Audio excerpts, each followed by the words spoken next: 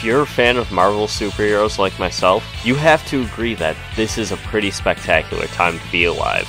It's been 10 years since the words "The Avenger Initiative" have been uttered on screen, and since then it has changed superheroes on film for the better. Now we get proper characters, story adaptations, and costumes. Remember not that long ago when this was what Deadpool looked like on film? So I thought today we would take a look way back at the obscure, wacky, and weird live-action Marvel properties. And let's get started with the very first one. This is Captain America. However, this is not Steve Rogers. Instead, moviegoers in 1944 were treated to the adventures of Grant Gardner. Unlike Steve Rogers, Gardner wasn't a soldier injected with a super serum that made him stronger.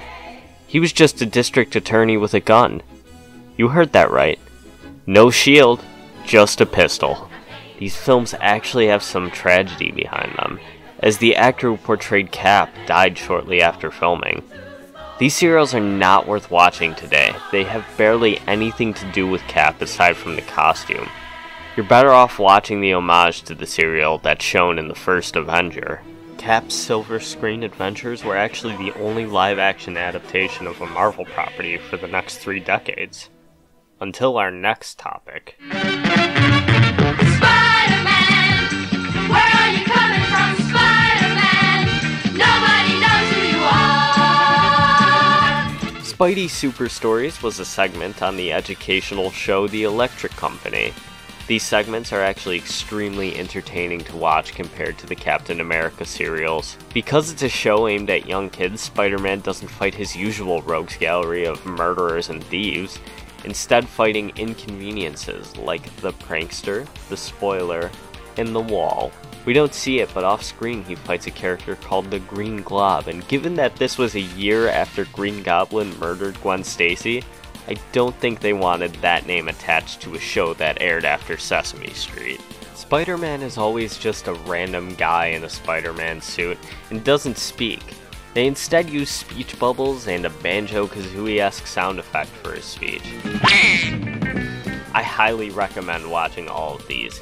If you have to watch one short, check out the one where Morgan Freeman as Dracula fights Spider-Man. It's amazing. While we're on the topic of Spider-Man, let's quickly go over some of the additional live-action shows from the 1970s.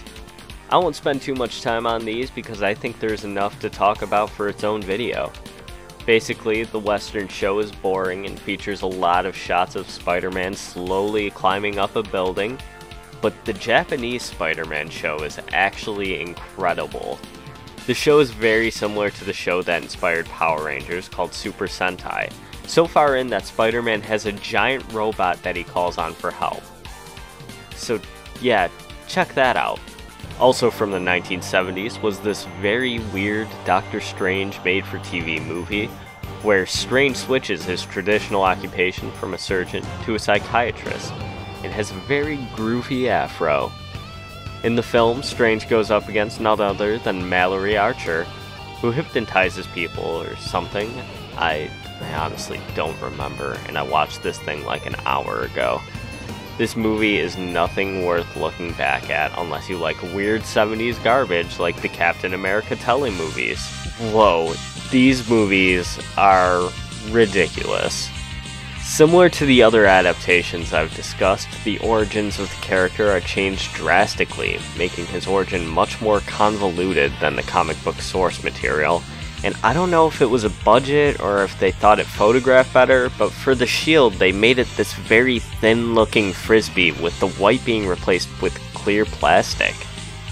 The costume is an improvement from the 1940s serial, but still looks completely laughable. Both of these movies are horrendously boring. The only positive is that the second one features an amazing over-the-top Christopher Lee performance. Some of the more popular live-action stuff from this era was the fondly remembered Incredible Hulk TV series, which holds up much better than the other CBS pilots and shows. I remember watching reruns on Sci-Fi growing up and specifically remember loving the episode The Snare.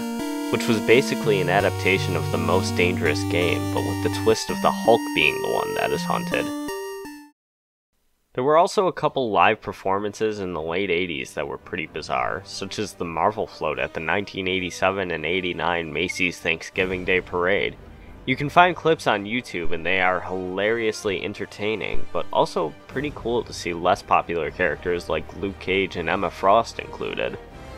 But also, can we acknowledge how much better the Captain America costume is for a parade float compared to the movie from 8 years earlier? Another interesting but weird fact is that the 1987 parade uses the score for Back to the Future as the music, which is weird because it was composed by Alan Silvestri, who came back 25 years later to score the Avengers movie. Or, you know, maybe that's just interesting to me, but what did you think about these things? This is a subject I'd like to tackle more in a future video, so if you have any suggestions or things I left out, let me know about them in the comments below. But besides that, thank you for watching. Please subscribe, as I plan on making more content in the future, and have a lovely day. Doc Bruce Banner, belted by gamma rays, turned into the Hulk. E.T. and Glamour Ray. Oh, I love these Spider-Man movies. Come on, Spider-Man, don't let the green glob get you. Yeah, come on, Spider-Man! You lie!